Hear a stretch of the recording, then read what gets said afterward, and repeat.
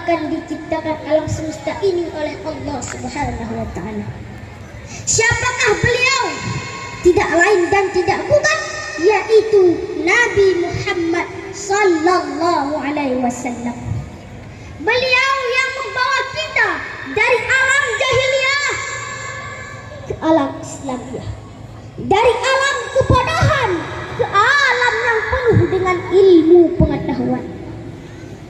Dan tidak lupa pula kita hantarkan selawat dan salam kepada keluarga-keluarga beliau dan sahabat-sahabat beliau yang setia menemani beliau dalam keadaan suka dan duka, demi menegakkan kalimat la ilaha illallah Muhammadar Rasulullah. Takbir, takbir, takbir.